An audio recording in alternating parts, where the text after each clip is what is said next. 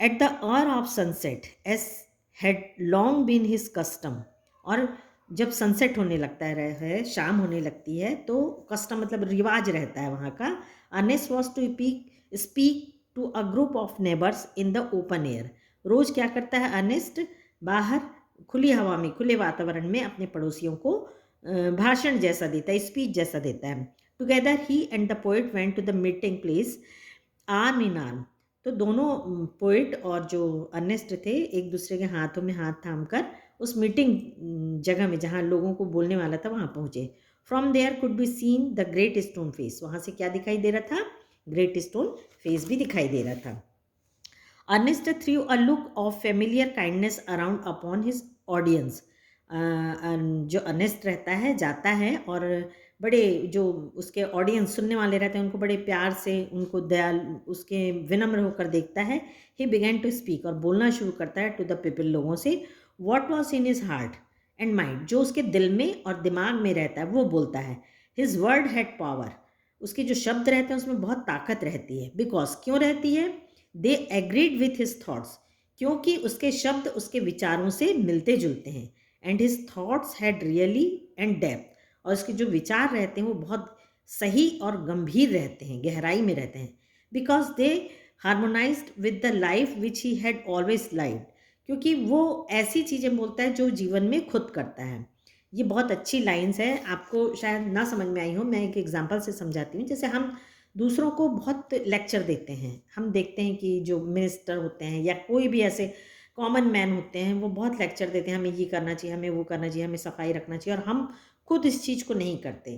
तो किनका हमारे लाइफ में इम्प्रेशन पड़ता है, जो व्यक्ति हमको खुद भी अपने व्यवहार में, अपने बिहेवियर में वो लाता है और वही चीज़ दूसरों को बोलता है, ऐसा व्यक्ति ही क्या कहलाता है, ग्रेट कहलाता है। तो अर्नेस्ट उसी तरह का रहता है, जो उसकी लाइफ रहती है वैसे ही उसकी थॉट्स रहते हैं और वैसे ही उसके वर्ड्स रहते हैं।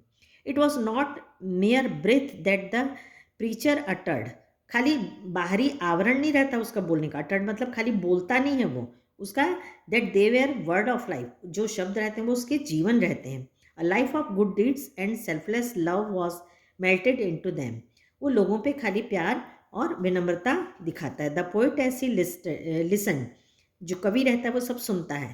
Felt that the life and character of Ernest were in nobler strain of poetry than he had ever written. वो सोचता है कि मैंने अभी तक जितनी भी पोएट्री लिखा हूँ उसमें अर्नेस्ट के जैसा कैरेक्टर मैंने कभी भी नहीं देखा, ऐसा व्यक्ति मैंने जीवन में कभी भी नहीं देखा। His eyes filled with tears, उसकी आंखों में आंसू आ जाता है। And he said to himself, और वो अपने आप से कहता है, that never was there so worthy a sage as that mild, ऐसा कोई भी इतना माइल्ड, इतना मतलब विनम्र, माइल्ड मतलब विनम्र, स्वीट इतना प्यारा, थॉटफुल फेस, उसका चेहरा इतना चमकने वाला, with the glory of white hair, और उसके बाल जो थे इतने सफ़ेद, उसमें भी एक ग्लो था, डिफ्यूज्ड अबाउट इट। ये सारी चीज़ें क्या होता है, सारे लोगों को बहुत प्रभावित कर रही थी। एट ए डिस्टेंस, बहुत दूरी में, but clearly to be seen, लेकिन वो बहुत साफ दिखाई दे रहा था। High up in the golden light, जो सूर्य की रोशनी पड़ रही थी उसमें दिखाई दे रहा था। Of the setting sun appear the great stone Face, पूरा क्लियर ग्रेट स्टोन फेस दिखाई दे रहा था।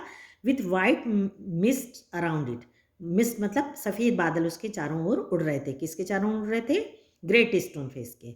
Like the white hair around the brow of Ernest, ठीक वैसे ही जैसे कि अर्नेस्ट के भौहों के बाल और सिर के बाल सफ़ेद थे। मतलब वो बिल्कुल सिमिलरिटी दिख रही थी कि ग्रेट स्टोन फेस के चारों तरफ बादल थे और इधर भी इसके जो सिर पे सफ़ेद बाल थे वो उसी की तरह दिखाई दे रहा था।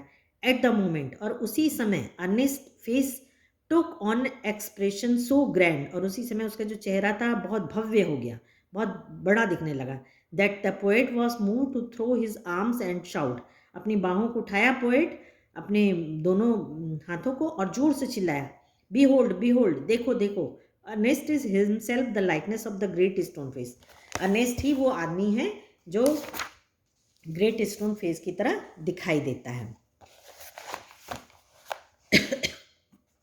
Then all the people looked and saw that what the poet said was true, और सारे लोग उसको देखते हैं और बोलते हैं कि हाँ जो पोएट बोला है वो सच है। द प्रोफेसी वॉज फुलफिल्ड, जो प्रोफेसी थी वो बिल्कुल सच निकली। But Ernest having finished what he had to say, और अर्नेस्ट जो भी बोल रहा था वो ख़त्म किया। Took the poets on, poet के हाथों को पकड़ा, एंड वॉक स्लोली होमवर्ड, और धीरे धीरे घर की तरफ चला गया। Still hoping that some wiser and better man than himself, कि कोई एक अच्छा बुद्धिमान आदमी और मेरे से अच्छा आदमी आएगा, बाय एंड बाय अपीयर, यहाँ पर प्रकट होगा, bearing a resemblance to the Great Face, Stone Face, और वो ग्रेट स्टोन फेस की तरह दिखाई देगा। मतलब वो खुद ही रहता है। जो प्रोफेसी होती है वो किसके ऊपर करेक्ट होती है? राइटर ने क्या बताया है कि जो ग्रेट स्टोन फेस के जैसा रहता है वो कौन रहता है? अर्नेस्ट खुद रहता है। लेकिन अर्नेस्ट इतना अच्छे थॉटफुल उसके रहते हैं, और उसकी इतना वो काइंड हार्टेड रहता है, इतना अच्छा जेंटलमैन रहता है कि वो सोचता है कि कोई भी ऐसा और व्यक्ति आएगा जो मेरे से भी अच्छा होगा, वो ग्रेट स्टोन फेस के जैसा दिखेगा। और यदि हम उसकी जगह या कोई और कॉमन मैन होता तो ये सोच के बड़ा खुश हो जाता, बड़ा सबको थैंक यू बोलता, और हम ये सोचते कि हम ही वो हैं और प्राउड फील करते। लेकिन वो इतना सिंपल और सिंपल लिविंग वाला था कि वो तब भी एकदम डाउन टू अर्थ था कि नहीं, मैं वो व्यक्ति नहीं हो सकता, मेरे से अच्छा कोई भी व्यक्ति होता है। लेकिन एक्चुअली में प्रोफेसी कहाँ पर ख़त्म होती है? अर्नेस्ट में ख़त्म होती है। और इस लेसन को जब मैंने पढ़ाया तो मुझे अर्नेस्ट की जो इमेज बताई उसमें अपने इंडिया का एक बहुत ही कहना चाहिए कि जो वर्ल्ड फेमस पर्सन है उनका चेहरा याद आया, कि वो भी अर्नेस्ट की तरह ही एकदम बिल्कुल उससे हूबहू मिलते हैं। और this people is Swami Vivekananda. क्या आपको भी ऐसा लगा? यदि लगा होगा तो आप मुझे जब PDF बनाएंगे तो उसमें लिखेंगे। Thank you.